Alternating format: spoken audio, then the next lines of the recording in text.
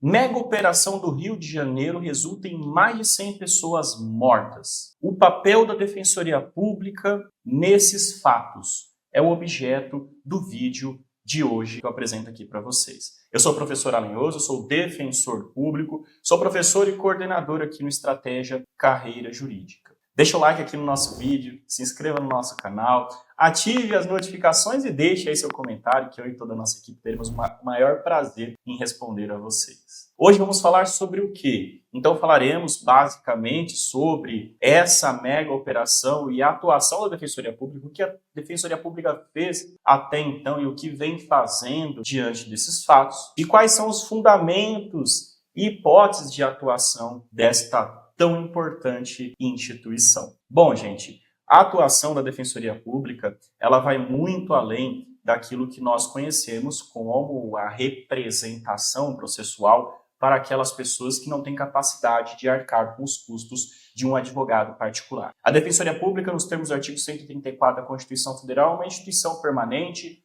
essencial à função jurisdicional do Estado e tem várias atribuições ali expressamente previstas na Constituição. Dentre elas, a promoção dos direitos humanos e a atuação extrajudicial e judicial de forma individual e coletiva a favor da população vulnerabilizada. E diante disso, a gente vê várias hipóteses de atuação, várias modalidades e hipóteses em que a Defensoria Pública pode contribuir e atuar efetivamente nesses fatos. Para além disso, nós temos a ADPF 635, a famosa ADPF das favelas, que trata expressamente de formas como devem ser feitas essas incursões nas comunidades, nas favelas do Rio de Janeiro, e parâmetros ali de preservação da legalidade. A Defensoria Pública é uma das partes, atua como custos vulneráveis nesta ADPF. Então, pessoal, resumindo, diante de todas essas atribuições e diante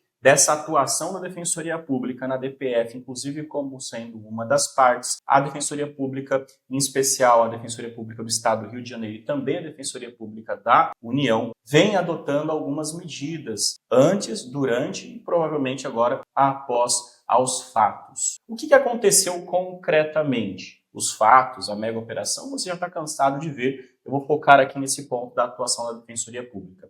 Concretamente, após as mortes, os defensores públicos lá do Estado do Rio de Janeiro, que pertencem ao Núcleo de Investigação Criminal Defensiva, pediram acesso à realização dos exames periciais nos corpos das pessoas que estavam ali no Instituto Médico Legal, no IML. Esse acesso ele foi negado. A partir daí, a DPU, como integrante de um dos órgãos que atuam nesta DPF, solicitou ao Supremo Tribunal Federal que intervisse e determinasse a preservação dos espaços e garantisse o acesso à Defensoria Pública e também ao próprio Ministério Público nesses exames periciais, nesses elementos informativos colhidos ali após esses fatos. E o que decidiu o STF nesse último domingo, agora, dia 2 de novembro? O STF determinou a preservação da cadeia de custódia das provas e a faculdade de acesso tanto ao MP quanto à Defensoria Pública a essas provas, a esses elementos e a esses exames periciais. Decisão importantíssima que impacta diretamente para você que vem se preparando para concursos da Defensoria Pública, do Ministério Público e para as carreiras jurídicas de um modo geral, na medida em que certamente isso pode ser cobrado de vocês. Também, além disso, além dessa atuação concreta, esse pedido formulado pela Defensoria Pública da União na ADPF 635 e, além disso, essa determinação agora deste último domingo do Supremo Tribunal Federal, a Defensoria Pública do Estado do Rio de Janeiro vem atuando em diversas frentes em prol da preservação da dignidade das pessoas envolvidas nos fatos.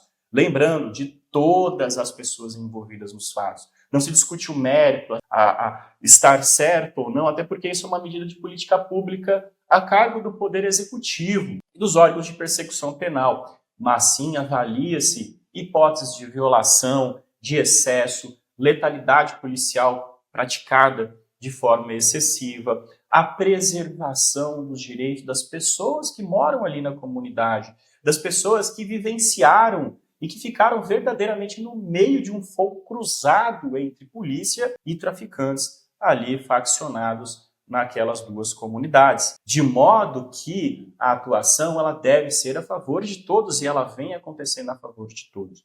Então, como que a Defensoria Pública do Estado do Rio de Janeiro vem atuando? Primeiro, essa atuação do Núcleo de Investigação Criminal Defensiva, em que eles avaliam eventuais abusos, eles avaliam também não só a ação em si, mas também colhe elementos para as persecuções penais delas decorrentes. Abriu também um canal de acesso dos familiares à própria Defensoria Pública para a promoção da assistência jurídica integral e gratuita, que é um dos seus deveres constitucionais e legais. Isso engloba as pessoas que presenciaram os fatos, familiares das pessoas que morreram, também eventuais familiares e eventuais pessoas que foram vitimizadas de forma indevida. Não estou falando que as pessoas que morreram de um modo geral, mas sim pode haver pessoas ali que morreram sem terem reagido e sem terem atacado as forças de segurança pública. A identificação, os familiares muitas vezes, eles vão procurar a Defensoria Pública para obter informações sobre pessoas que eventualmente tenham sumido, não estejam sendo localizadas, então vai buscar ativamente a avaliação e a identificação desses familiares que supostamente possam ter morrido ali em razão dos fatos, toda a assistência jurídica em razão de eventuais abusos, indenizações, medidas do Estado de amparo a esses familiares que, por mais que às vezes tenha alguém envolvido com a criminalidade, nada tem a ver com os fatos ali que aconteceram e, mais do que tudo, também a promoção dos direitos humanos, que pode acontecer desde nível local até nível internacional. Daqui a pouquinho eu vou trazer aqui os fundamentos da atuação da Defensoria Pública na Comissão e na Corte Interamericana de Direitos Humanos. Essa atuação também, justamente por isso, acontece na DPF 635. A Defensoria Pública, como sendo uma das partes, ela pode buscar, como ela já vem fazendo, inclusive com peticionamento da Defensoria Pública da União, a apuração adequada e o respeito das determinações contidas na DPF 635, que são aquelas determinações de uma necessária apuração dos fatos, que ainda que seja posterior, mas deve haver a preservação dos lugares em que acontecem esses fatos, a análise e a possibilidade da utilização de câmeras corporais. Lembrando que a DPF ela não tornou obrigatória a utilização de câmeras corporais em atividades sigilosas, mas, de um modo geral, ela determina o emprego dessas câmeras corporais no prazo de 180 dias, já foi determinado lá atrás por ocasião desta decisão. Inclusive, assistência jurídica aos policiais, às pessoas que participaram. Ali tivemos 4 policiais vítimas. Sim, esse acesso à perícia, tudo mais, acontece para garantia de acesso à justiça para todos os envolvidos, inclusive os familiares dos policiais e eventuais pessoas que tenham sido vitimadas ali, como já mencionei, com balas perdidas ou por uma atuação que possa eventualmente ter acontecido de forma abusiva. Essa atuação da Defensoria Pública a nível nacional e internacional, como promoção dos direitos humanos, acontece nos termos do artigo 4º, inciso 6, da Lei Complementar 80 de 94. Então, qual vai ser o órgão que eventualmente buscará uma responsabilização do Estado perante a Corte Interamericana de Direitos Humanos? A Defensoria Pública vai dar esse start inicial. Claro que tem que passar por aquele estágio da Comissão Interamericana de Direitos Humanos, depois ir para a Corte Interamericana de Direitos Humanos, mas pode ser buscadas também medidas cautelares, pode ser buscadas ali opiniões consultivas, pode haver o acionamento das esferas internacionais e a incumbência dada para esse acionamento é, sim, a Defensoria Pública. Então, a Defensoria Pública tem um papel muito importante. Quais são os papéis? Para além disso, o que a Defensoria Pública pode fazer, seja em relação a este fato, seja em relação a fatos similares? Gente, é muito importante também que a gente tem 2 formas de atuação da Defensoria Pública, para além dessas que eu mencionei. A Defensoria Pública ela tem um papel de atuação na tutela coletiva prevista no artigo 5º, inciso 2 da Lei de Ação Civil Pública, já declarado constitucional e depois positivado na própria Constituição Federal. Para além disso, a Defensoria Pública atua como custos vulneráveis. O que é? A atuação em prol das pessoas vulnerabilizadas. E, gente, aquela população que mora naquelas comunidades, obviamente, são populações vulnerabilizadas. São pessoas que estão ali vivendo condições socioeconômicas desfavorecidas. Tem a questão racial também, que é muito incisiva e que realmente atinge determinados grupos da sociedade. Então, há essa atuação da Defensoria Pública para além de atuação como parte, também em preservação da dignidade das pessoas vulnerabilizadas. Aí podem perguntar assim, né, professor, voltando naquele ponto que você trabalhou da atuação da Defensoria Pública nos exames periciais, o que seria efetivamente, por que isso aconteceria?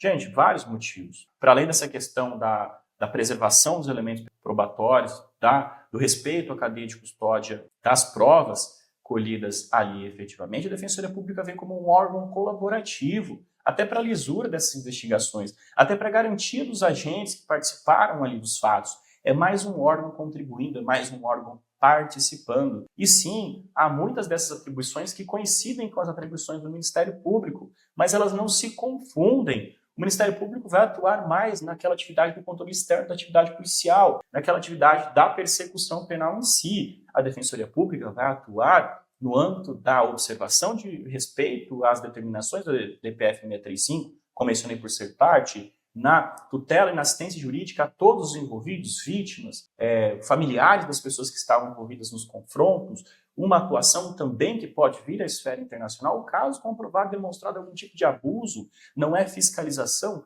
não é investigação, mas colaboração para a preservação da lisura dos elementos probatórios e a busca, não vou dizer da verdade real, da verdade mais próxima dos fatos, que efetivamente é aquilo que se busca nessa atuação. E as prerrogativas da instituição, né? Para além do que aconteceu, do que fez, para além dos fundamentos dessas várias modalidades de atuação da Defensoria Pública, não podemos esquecer das suas prerrogativas previstas ali no artigo 128 da Lei Complementar 80 de 94. A Lei Complementar 80 de 94, ela traz à Defensoria Pública o acesso presencial, físico, dos membros a quaisquer repartições policiais, onde haja algum tipo de investigação. Para além disso, também nós temos no inciso 10 do artigo 128 a denominada prerrogativa de requisição, que a Defensoria Pública pode, inclusive, requisitar elementos complementares, requisitar provas complementares, como dito, para colaborar e para agregar aos fatos e às apurações deles decorrentes. Essa prerrogativa, como diz o próprio nome, é requisição, não é necessariamente uma ordem, mas algo que deve ser cumprido pelos órgãos públicos, o que inclui também as perícias criminais que estão sendo realizadas ali. Essa tutela coletiva ela pode envolver uma série de medidas coletivas, inclusive em prol ali da comunidade carente, em prol de garantia da dignidade das pessoas que moram naquelas comunidades e que nada tem a ver com os fatos e que nada tem a ver com a criminalidade organizada que está ocupando aqueles territórios. Então, pessoal, essas são, em síntese, as mais diversas modalidades de atuação da Defensoria Pública. Espero que tenha ajudado você aí. Com certeza isso vai ser cobrado muito nas provas de Defensoria Pública, da magistratura, do Ministério Público, até mesmo de delegado de polícia, já que todos esses órgãos, de alguma forma, participaram desses fatos, seja antes, seja durante e seja posterior, como nós mencionamos para vocês. Deixa aqui o like, dá uma moralzinha aqui para o professor, se inscreva no nosso canal para acompanhar esse e tantos outros vídeos que nós transmitiremos para vocês e não se esqueça aí de acompanhar o canal de Estratégia Carreira Jurídica. Beijos e abraços e até a próxima.